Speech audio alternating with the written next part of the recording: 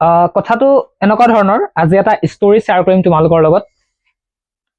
ষ্টৰীটোত এটা সৰু ল'ৰা আছে কেৰেক্টাৰত, আৰু এজনী মাক আছে, আৰু এটা পখিলা আছে। এই কাহিনীটোত বহুত ইণ্টাৰেষ্টিং কাহিনী হয়, তোমালোকে একদম গুৰুত্ব দি শুনিবা। এদিন দেই, ল'ৰা এটা আছিলে। ল'ৰাটো প্ৰায় সৰু ল'ৰা, তাৰ 10 বছৰ 8 বছৰ তেনেকুৱা হ'ব। ইমান বহুত বেছি বুজি পোৱা ল'ৰা নহয়, আৰু সৰু ল'ৰা, সৰু ডাঙৰ হৈছে ন, সকলোবিলাক কথা ইজনে বেলেগৰ পৰা শিকি শিকি ডাঙৰ হৈছে। কোনটো কামৰ ফলত তাৰ ৰিজাল্ট কি আহিব সি ভালদৰে নাজানে। মুঠতে এটা কথা শিকিছে যে বেলেগক সহায় কৰিলে ভাল, বেলেগক অকণমান যদি হেল্প কৰিও তেওঁ জীৱনটো আগবঢ়াই দিব পাৰিলে মই কিবা এটা পুণ্য কৰিছো বুলি ভাবে, আৰু সেই মুহূৰ্তখিনিত মই কিবা এটা ভাল কৰিলে মই এটা ভাল কাম কৰিছো বুলি সদায় ভাবি থাকে। তেনেকৈ ডাঙৰ হৈছে সি। এদিন ৰাস্তাইদি সি খোজকাঢ়ি গৈ আছিল দেই, একদম ভালদৰে শুনা। ৰাস্তাইদি সি খোজকাঢ়ি গৈ আছিলে। ৰাস্তাতে এটা কি দেখিলে? পখিলা, হয়নে? পখিলা কথাটো কৈছিলে হয়নে? পখিলা দেখিলে। পখিলাটো মানে কি হৈছে, পখিলা বাঁহত থাকে ন, বাঁহ আছে। পখিলাটো সৰু পখিলা যে বাঁহৰ পৰা ওলাই, মানে সৰু পখিলা যে বাঁহৰ পৰা ওলাওতে বহুত কষ্ট কৰি আছে হা, বহুত কষ্ট কৰি আছে বাঁহটোৰ পৰা ওলাবলৈ। সেইটো সময়ত মানে পখিলাটোৱে বহুত কষ্ট কৰিছে বাঁহটোৰ পৰা ওলাবলৈ, আৰু তেওঁৰ যিটো জীৱনৰ যাত্ৰাটো আৰম্ভ হবলৈ লৈছে। বহুত কষ্ট কৰি আছে, ওলাব পৰা নাই। তেনেকে ল'ৰাটো আহি দেখি পালে পখিলাটোৱে ইমান কষ্ট কৰি আছে, তাক বাঁহটোৰ পৰা উলিয়াই দিওঁ বুলি ভাবিলে দেই। আহিলে আৰু বাঁহটোৰ পৰা মানে যিটো পখিলাই যিটো বাঁহৰ পৰা ওলাই, সেই বাঁহটো ভাঙি দিলে, আৰু পখিলাটোক মুকলি কৰি পেলাই ওচৰতে জেগাত আছিল তাত থৈ পেলাই খোজকাঢ়ি পেলাই গুচি গ'ল ঘৰলৈ। ঠিক আছে। তাৰপিছত সৰু ল'ৰাটোৱে মাকক গৈ কৈছে, মা আজি মই এটা ভাল কাম কৰিলো, কৈছে ৰাস্তাত, বহুত ধুনীয়া কাম এটা কৰিলো আজি। পখিলা এটা বহুত কষ্টত নিজৰ বাঁহৰ পৰা ওলাবলৈ চেষ্টা কৰি আছিলে, ওলাব পৰা নাছিলে, কিন্তু মই তাক সহায় কৰি দিলো, সি আৰু বাঁহৰ পৰা মই ওলাই দিলো, সি এতিয়া ধুনীয়াকে বাহিৰত মুকলিকে ওলাই গ'ল, কৈছে। এটা ভাল কাম নিচিনা লাগিছে ন? কথাটো হ'ল এইফালে শুনা এতিয়া। তেতিয়া মাকে তেওঁক ক'লে, সেই পখিলাজনী যে তুমি উলিয়াই দিলা বাঁহটোৰ পৰা কষ্টকৈ ওলাই থকা অৱস্থাত, তুমি নিজে ভাবিছা ভাল কৰিলো বুলি, কিন্তু তুমি ভাল কাম কৰা নাই। সেই পখিলাজনীয়ে যেতিয়া কষ্ট কৰি আছিলে সেই বাঁহটোৰ পৰা ওলাবলৈ, তেতিয়া তেওঁৰ পাখিবিলাক, তেওঁৰ যি শাৰীৰিক সজ্জাটো শক্তিশালী ৰূপত নিজক সৃষ্টি কৰাৰ কাৰণে কষ্ট কৰি আছিলে।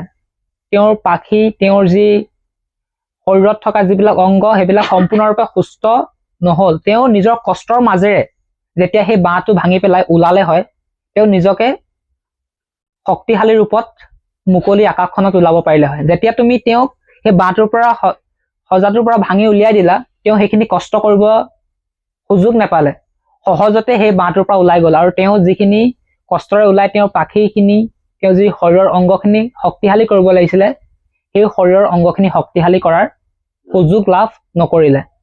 তাৰ ফলত সেই পখিলাটো যিমান শক্তিশালী হ'ব লাগিছিলে, যিমান ষ্ট্ৰং হ'ব লাগিছিলে, সিমান ষ্ট্ৰং নহ'ল।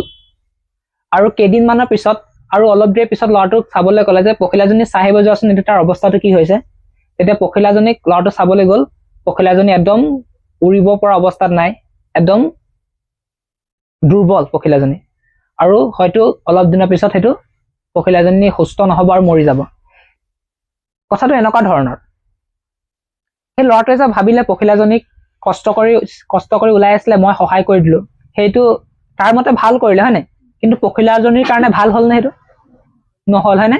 যদি পখিলাজনী নিজে কষ্ট কৰি ওলালে হয়, পখিলাজনীয়ে মুকলি আকাশত উৰিব পাৰিলে হয়, কিন্তু বেলেগে উলিয়াই দিয়াৰ কাৰণে কেৱল সজাটোৰ পৰা ওলাবহে পাৰিলে। তেওঁ পাখিখিনি ষ্ট্ৰং নহ'ল, শক্তিশালী নহ'ল, আৰু তেওঁ দুৰ্বল হৈ পেলাই মাটিতে পৰি থাকি গ'ল। কথাটো এনেকুৱা ধৰণৰ। এই শ্ৰেণী কোঠাত আমি বহি আছো, ছাত্ৰ ছাত্ৰীৰ যিখিনি সময়ছোৱাত আমাৰ বিভিন্ন ধৰণৰ পৰীক্ষা আহিব, হয়নে? উদাহৰণস্বৰূপে মেট্ৰিক পৰীক্ষা আহিব, হয়নে? আগন্তুক সময়ত তোমালোকে মেট্ৰিক পৰীক্ষা দিব লাগিব। সেই পৰীক্ষাটোত কোনোবাখিনি তোমালোকে কিছুমানে বহুত বেছি নাম্বাৰ পাবা, কিছুমানে বহুত কম নাম্বাৰ পাব পাৰা, কিন্তু কিছুমানে নকল কৰি যদি নাম্বাৰ বহুত বেছি পাই যোৱা, মাৰ্কশ্বিটখন ধুনীয়া হ'ব, তাত কোনো সন্দেহ নাই। কিন্তু সেই মাৰ্কশ্বিটখন লৈ তোমালোকে জীৱনত নিজকে শক্তিশালী বুলি অনুভৱ কৰিব পাৰিবানে? তাত যদি তুমি নকল কৰি পেলাই বহুত এখিনি নাম্বাৰ লোৱা, নিজক শক্তিশালী বুলি অনুভৱ কৰিব পাৰিবানে? সেই মুহূৰ্তটোৰ কাৰণে তোমালোকে পাছ কৰি যাবা, অলপ ভাল মাৰ্কশ্বিট এটা পাবা, মনটো ভাল লাগিব। কিন্তু ভৱিষ্যতে যদি তোমাক কোনোবা কিবা এটা প্ৰশ্ন সোধে, কোনোবা এটা কনচেপ্ট বুজাই দিবলৈ কয়, তোমালোকে পাৰিবানে? নোৱাৰিবা, হয়নে? যদি কনচেপ্টটো বুজি পেলাই আগবাঢ়ি যোৱা, কোনোবাখিনিত নাম্বাৰ অলপ কম পাব পাৰা এটা এক্সামত, কিন্তু যেতিয়া বুজি বুজি যাবা, জীৱনৰ আহিবলগীয়া সময়খিনিত তোমাক নাম্বাৰে সহায় নকৰিব। তোমাৰ ওচৰত যিখিনি জ্ঞান আছে, তুমি যিমানখিনি কিতাপখনক বুজি পাইছা, সেইখিনিয়ে তোমাক সহায় কৰিব আৰু জীৱনত আগবাঢ়ি যোৱাত তোমালোকক সহায় কৰিব। কথাটো হ'ল, নকলৰ ওপৰত গুৰুত্ব নিদি আমি যিমানখিনিয়ে নাম্বাৰ নাপাওঁ নিজৰ জ্ঞানৰ ভিত্তিত লিখি, যাতে অকল সেই গেটটো পাৰ হ'বৰ কাৰণে নহয়, গোটেই জীৱনৰ কাৰণে নিজৰ শিক্ষাৰ যাত্ৰাটো অব্যাহত ৰাখিবৰ কাৰণে আমি পঢ়িব লাগিব। গম পাইছা? সেই মেট্ৰিকটোৱে আমাৰ একমাত্ৰ উদ্দেশ্য হ'ব নালাগিব। মেট্ৰিক পাছ কৰি আমি জীৱনটো পাৰ হৈ যাম। সেই মেট্ৰিক পাছ কৰিলে কি হ'ব? পখিলাজনীৰ নিচা হ'ব, পাৰহে হ'ব গেটটো, কিন্তু তোমাৰ বাকীখিনিতো শক্তিশালী নহ'ব ন, দুৰ্বল হ'ব, ভাঙি যাবা। বেলেগ এটা প্ৰশ্ন কৰিব, তুমি উত্তৰটো দিব নোৱাৰিবা, বুজাব নোৱাৰিবা। তেতিয়া সেই নাম্বাৰটোৰ কিবা মূল্য থাকিব জানো? নাথাকিব ন। সেইটোকে মই তোমালোকক কওঁ যে সদায় কনচেপ্টটো বুজিবলৈ চেষ্টা কৰিবা। যিখিনি আমি পঢ়াওঁ, সেই কনচেপ্টখিনি কেৱল মুখস্থ লিখি মেলি আহিলেই নহ'ব।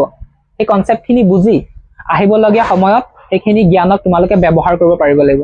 বুজি পাইছা? ষ্টৰি বুজি পালা? অ'কে, এইবিলাক চাইলেণ্ট, সকলোৱে চাইলেণ্ট।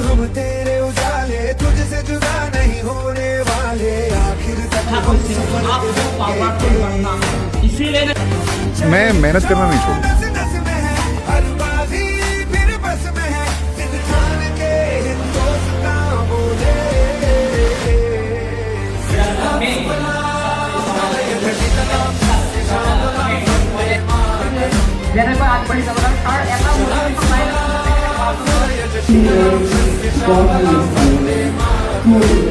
Three.